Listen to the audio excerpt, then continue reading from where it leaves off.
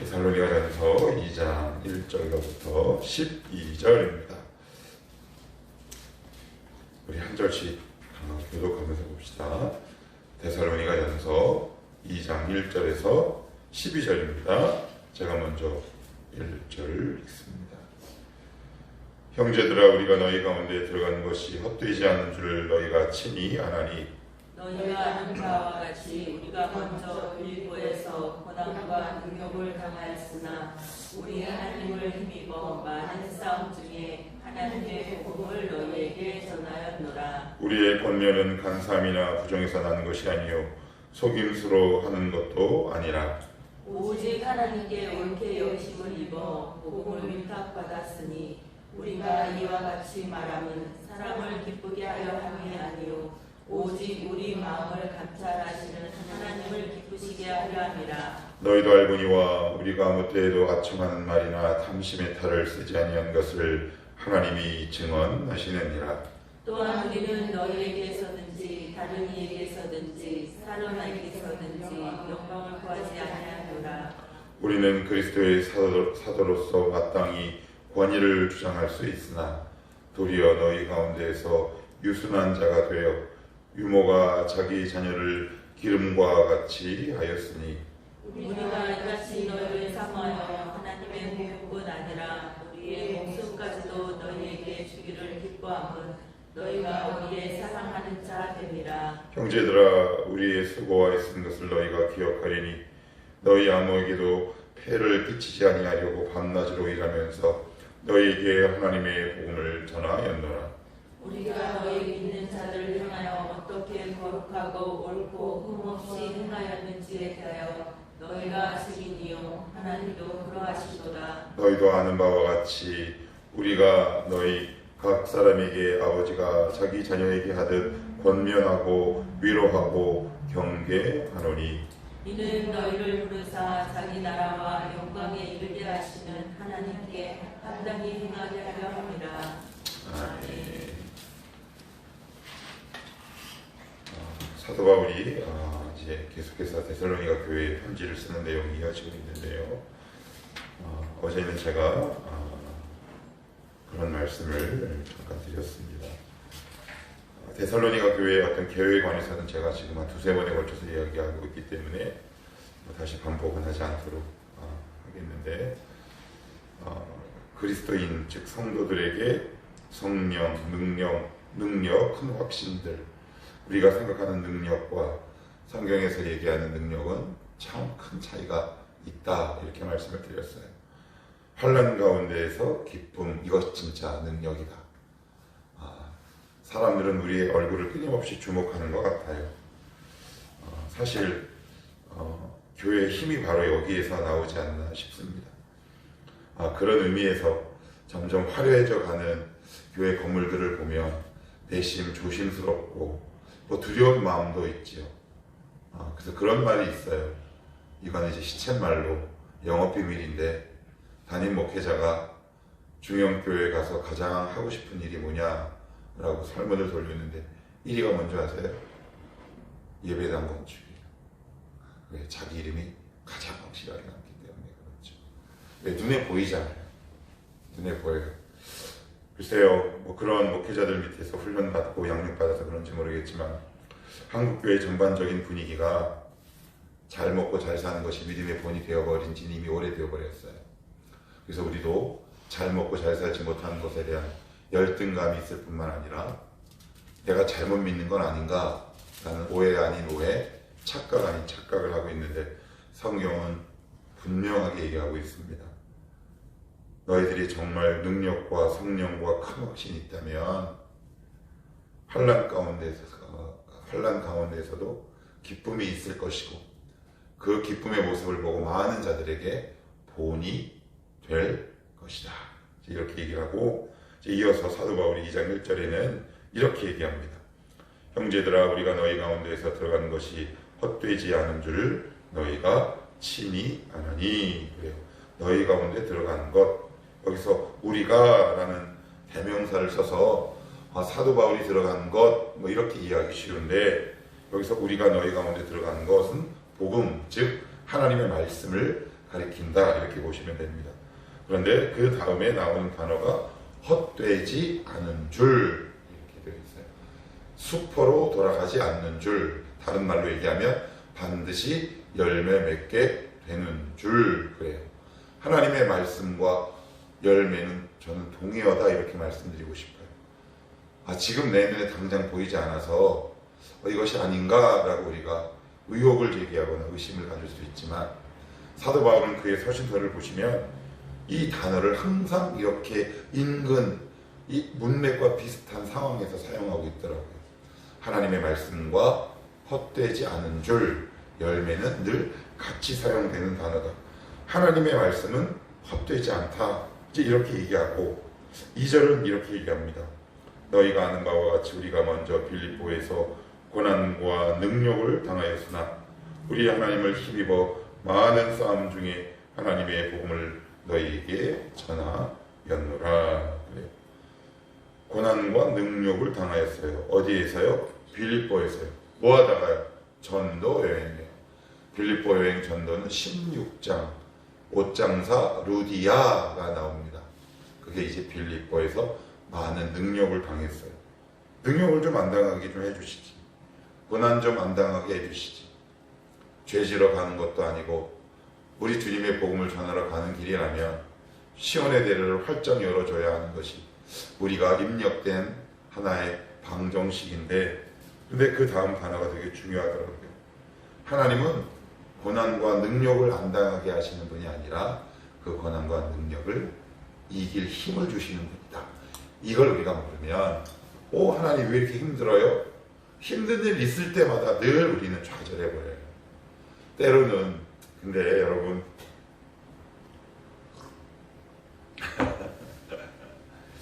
이게 갑자기 생경 맞은 건 아니고요.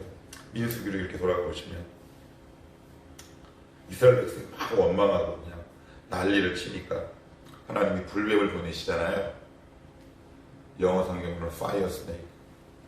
제가 전에 그 본문을 연구하다가 사전과 여러 가지 자료들을 봤는데 그 불뱀이 그 지역에 사는 토종뱀이에요. 우리나라 토종 독뱀이 뭐가 있을까요? 살모사. 그런데 갑자기 거기서만 딱 한 번 나오고 안 나와요. 불뱀을 보내셨어요.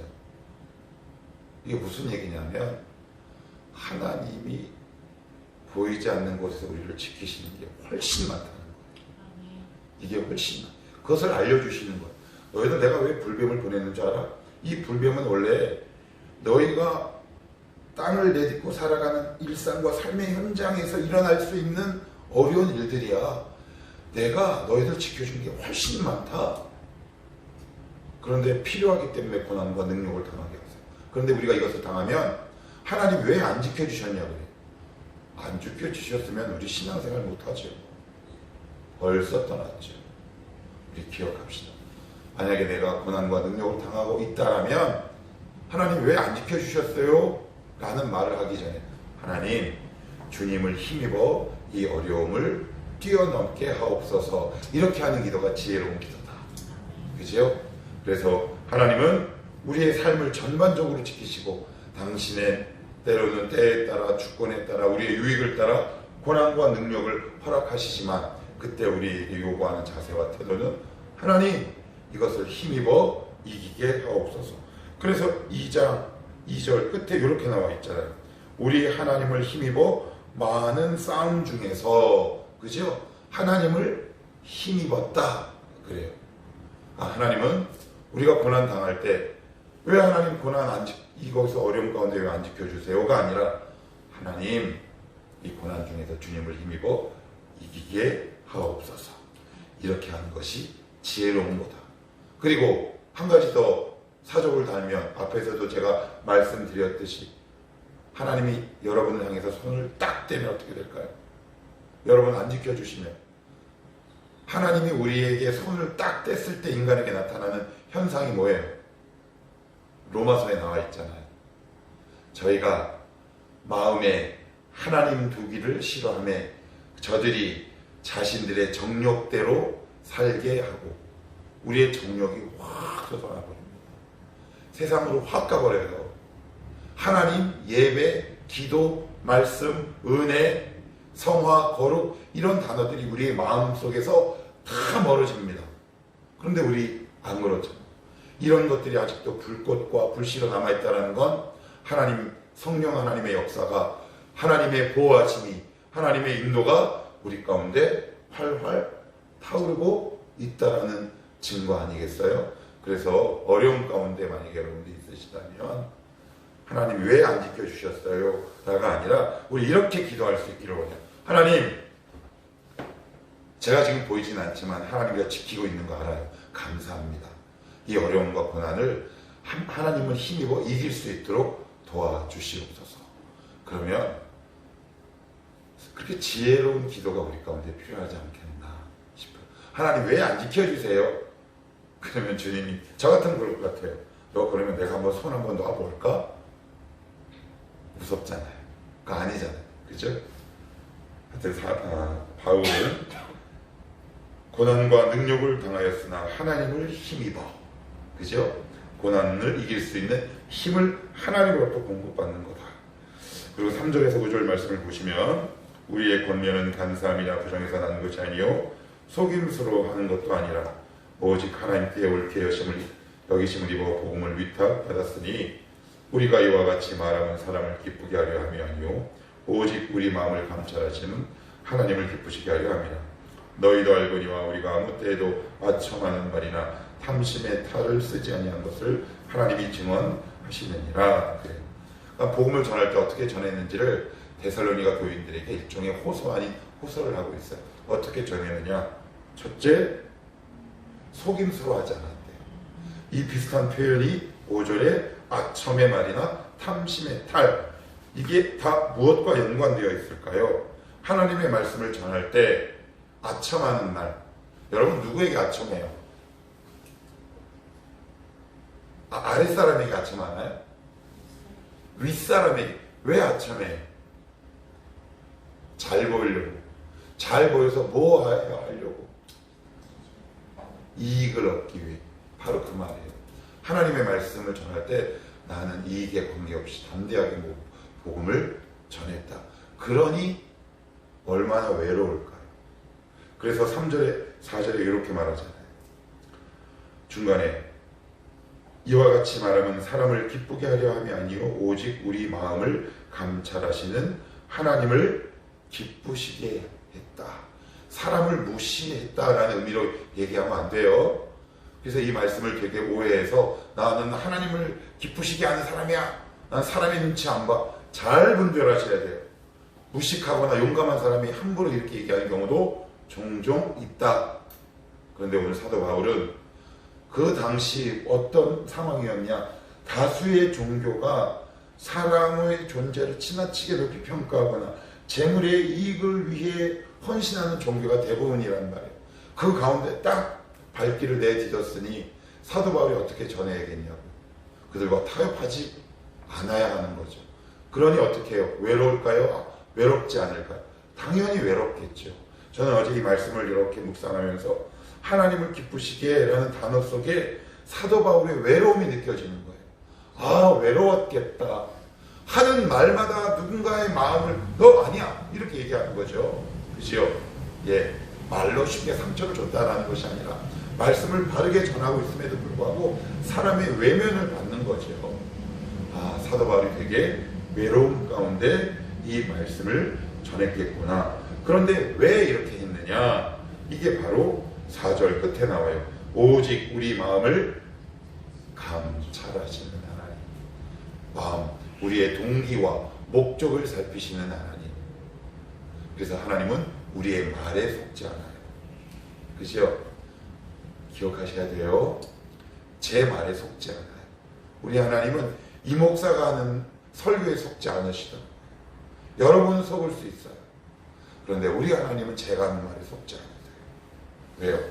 저의 동기와 현 상황과 목적을 분명히 알고 계시기 때문에 이 말씀이 여러분들에게 두려움의 조건이 되지 않기를 축복해요. 오히려 이것이 여러분들에게 위로가 되기를 축복해요. 하나님 아시지요? 여러분 이거 많이 들어보셨죠? 우리 예전에 권사님들이 가장 많이 했던 기도, 아시지요. 하도 많이 들어가지고 같이 1년 동안 생활했던 권사님이 맨날 아침, 점심, 저녁으로 부르는 찬양이 30분 동안 이 기도만 부르고 앉았어. 그래서 20대 나이가 얼마나 우습게 봤는지 몰라. 근데 50대가 넘어선 지금은 그 깊이를 이해가 되겠더라고. 주님 아시지요, 제 마음. 여러분들도 이렇게 하나님 앞에 토로할 수 있기를 바랍니다. 그래서 내가 하는 행동과 목적과 이유를 바르게 살펴볼 수 있어야 돼요. 내가 하는 말이 다 진정성이 담겨있는 것이 아니다. 하나님은 오늘도 우리의 마음을 감찰하신다. 원래 뜻은 이런 뜻이래요. 심장을 꿰뚫다. 무서운 말이네요. 그죠? 우리의 심장을 꿰뚫어요. 내가 이 행동을 왜 했는지, 내가 이 말을 왜 했는지, 동기와 이유와 목적을 분명하게 아시는 하나님. 그래서 사도 바울은 두려울 수밖에 없었어요. 바르게 전할 수밖에 없었겠죠. 사람을 기쁘게 할 여유조차 없었던 것 같아요. 우직하고 강직하게 복음만을 꾸준히 계속해서 전했던 이유가 바로 그것이다. 이렇게 전했을 뿐만 아니라 사도 바울은 말로 고치는 것이 아니라 어떻게 목양하고 목회했는지, 그 목회자의 자세에 대해서 7절, 8절에도 나와 있는데, 7절 보시면 우리는 그리스도의 사도로서 마땅히 권위를 주장할 수 있어요, 없어요? 있지요. 그 권위를 주장하지 않고 도리어 너희 가운데에서 유순한 자가 되어 첫 번째 목회 방식 유머예요. 유머는 뭐 하는 사람이에요? 여기서 유머는 유자가 무슨 유자일까요? 젖 먹이는 사람이에요. 젖을 먹여요. 젖은 어떻게 해서 먹이나요? 젖을 다 먹여보셔서 저는 몰라요. 근데 비슷하게는 알아요. 어떻게 아느냐? 가끔 가다가 청년들이 그런 얘기해요. 목사님의 영혼을 저희들은 갉아먹고 살아요. 이제 물론 이제 여자분들에 비해서는 알 수가 없죠. 모유를 먹이면 진이 빠지잖아요. 영혼육이 싹싹. 더 이상 말 안 해도 여러분 아시잖아요. 그 마음으로 누군가를 대하고 섬긴 거죠. 그러니까 한 사람 한 사람 허투루 대하지 않았고요. 저 사람이 나에게 이익이 될 건가 될 것인가 따지지 않았어요. 하나님이 보내주신 사람이라면 그냥 유머의 심정으로 자기 젖을 먹인 거죠. 이 사람이 얼만큼 잘할 건가 가늠하지 않았던 것 같아요. 이 사람이 나에게 어떤 유익을 줄까 생각하지 않았던 것 같아요. 그냥 나에게 주신 양이라면 자기의 젖을 꽉 짜서 하나님의 말씀의 젖을 먹였던 사람, 그 사람이 바로 바울 사도였다. 어제 이 말씀을 보면서 찔리는 그 부분도 참 있더라고요. 또한 사도 바울이 목회한 두 번째 자세는 이제 뭐냐면 8절에 이렇게 나와 있어요. 복음뿐 아니라 우리의 목숨까지도 너희에게 주기를 기뻐했다 라고. 그러니까 사랑했다라는 거겠죠. 그러니까 목회의 동기가 사도 바울은 사랑이었던 것 같아요. 제가 전에도 말씀드리고 주일에도 말씀드리고 계속 반복하지만 목회자의 사명은 누구를 성숙시키는 것 이전에 그의 성숙 여부에 관계없이 사랑하는 것. 이게요 어려워요. 저를 부인해야 하거든요. 어렵더라고요. 저 녀석이 얼만큼 잘하느냐 잘하지 않느냐에 따라 그를 내 새끼처럼 오늘도 젖을 짜서 먹이는 것. 그게 목회자의 자세인 동시에 누군가를 사랑하는 성도의 자세다. 이렇게 사도 바울은 얘기해요. 근데 우리는 알아요. 우리는 원래 이런 힘이 없다라는 사람이라는 거. 이런 능력도 없는 존재라는 사실. 잘 아시죠? 하나님이 젖을 먹일 수 있는 그 힘을 우리에게 공급해 주실 때만 가능해요. 우리의 영혼을 갈아먹여라 라고 하지 않으시고요. 하나님이 때에 따라 공급하세요.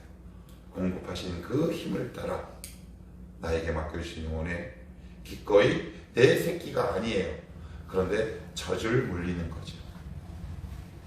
거기서 하나님의 사랑을 깨닫지 않게 됐나 싶어요. 마지막으로 12절 이렇게 보시면 12절을 같이 한번 볼까요? 시작. 이는 너희를 부르사 자기 나라와 영광에 이르게 하시는 하나님께 합당히 행하게 하려 함이라. 그래요.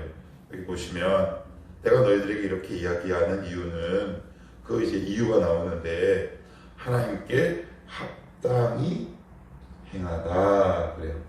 그래서 제가 한번 사전을 찾아봤더니 이런 뜻이더라고요. 여기서 행하다라는 말은 걷다, 산책하다라는 의미예요. 합당하다라는 것은 주님의 마음을 해야 해요. 그래서 저는 합당하게 행하는 것이 과연 뭘까? 그런데 이런 생각이 문득 들더라고요. 주님과 함께 산보 가시는 거예요. 주님의 손 붙잡고 가는 거죠. 그러니까 그리스도 교육의 목적, 제자훈련의 목적 뭘까요? 합당히 행하는 것. 주님의 손 놓지 않고 평생 잡고 가고 살게 해주는 것. 그게 저의 사명인 것 같아요. 저도 물론 그렇게 살아야 하고요. 우리 연인들끼리 산책하면 어떻게 해요? 손을 이렇게 잡고 아유 오늘 별이 예쁘네 그러잖아요. 왜 산책해요? 여러분 이유가 있어서 산책하나요? 그냥 하는 거죠. 사랑하는 사람이랑 그냥 걷는 것 같아요. 여보 우리 그냥 바람이나 한번 쐴까? 뭐 그런 거 있잖아요. 하나님께서 우리에게 요구하시는 우리 성도의 자세도 바로 이게 아닐까 싶어요. 그냥 우리의 손을 잡고 우리의 인생을 함께 걸어가고 싶으신 거죠. 그게 부모의 마음이고 또한 하나님 아버지의 마음이에요. 그런데 우리는 어때? 이유가 있잖아요. 그죠? 아유, 이번 명절에 엄마한테 한우 갈비를 하면 엄마가 죽을 때 얼마 유산을 나한테 물려줄까? 내가 1년에 3번 갔는데 엄마 나한테 유산 많이 물려줘야 돼. 그런데 또 우리 주님도 속아주시기도 하고. 아무튼 그리스도 교육의 목적, 제자의 목적, 훈련의 목적. 그런데 이렇게 할 수 있는 이유를 사도 바울은 12절 앞부분에 이렇게 얘기합니다. 너희를 부르사 자기 나라와 영광에 이르게 하신다 라고 얘기합니다. 하나님이 어떤 분인 줄 알아야지 산보를 가지요. 그분 손잡고 이렇게 우리의 인생을 한 걸음 한 걸음 걸어가죠. 이분이 누구인지 모르는데 낯선 사람과 어떻게 손을 잡을 수 있습니까? 나를 부르신 분이 어떤 하나님이냐? 나를 영광스럽게 하시는 하나님이다. 나에게 이익을 주시는 하나님이다. 하나님이 나에게 행하시는 모든 것은 선한 하나님이다. 결국 나를 영광스러운 자리에 초대하시는 하나님이다. 여기에 대한 확신이 있을 때 우리가 기꺼이 하나님의 손을 꽉 붙잡지 않겠습니까? 우리가 왜 수시로 하나님의 손을 놓을까요? 여러분이 아세요. 이 양반 손잡으면 내가 손에 볼까? 두려운 마음이 있는 거죠. 그런데 그렇지 않대요. 단어가 재밌죠. 거닐다, 산책하다, 걷다. 우리는 뭔가 위대한 사명이 있는 줄 알았는데, 위대한 소명이 있는 줄 알았는데 하나님의 꿈과 소명은 의외로 소박하시다. 내가 누군지 알았으면 좋겠고, 그리고 나는 그런 너의 손을 잡고 너의 일평생 함께 걸어가며 살았으면 좋겠어. 어려운가요? 우리 하나님의 손 꽉 붙잡고 우리 평생을